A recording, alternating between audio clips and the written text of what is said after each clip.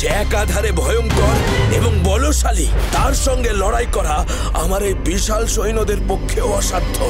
ও আপনি চিন্তা করবেন না, ভোলা থাকে যেখানে অসাধ্য সাধন হয় সেখানে।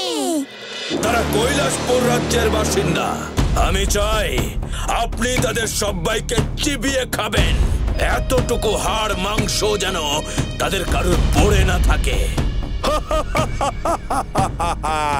আমার খাবার হয়ে যে আসছে তার এক কণাও আমি ফেলে রাখি না।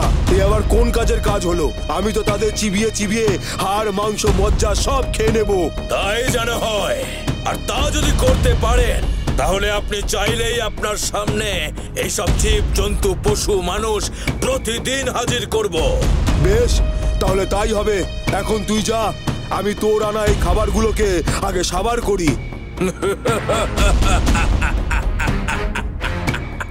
এবার দেখি ভোলা, তুই নিজে যখন এই জালে জড়িয়েছিস, এই জাল থেকে তোকে কে বাঁচায়? আজ এই গিরিদানবের খাদ্য হয়ে তোকে আর তোর ওই বন্ধুদেরকে তাদের জীবন শেষ করতে হবে।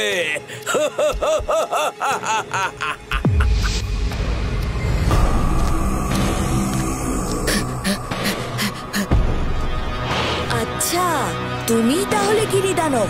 এই পশুদের ছেড়ে দাও, বদলে দরকার হলে তুমি আমাদের খাও। এ কি বলছিস ভোলা?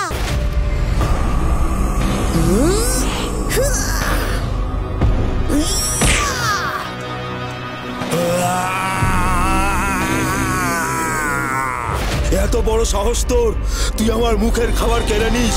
এত মরবার তাড়া তোর? শোন, আজ পর্যন্ত আমার গুহা থেকে কেউ বেঁচে ফেরেনি, তুইও ফিরবি না।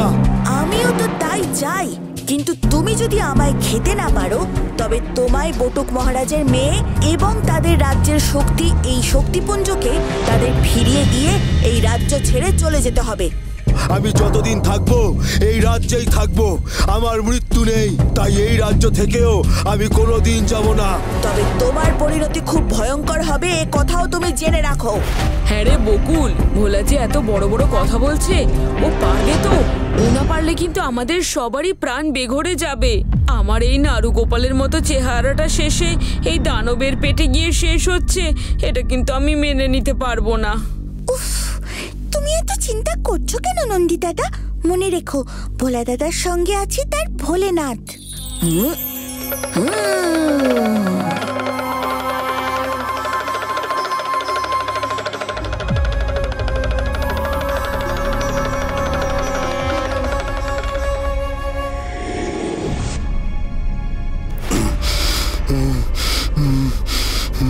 তুই তো দেখছি সাধারণ কেউ না।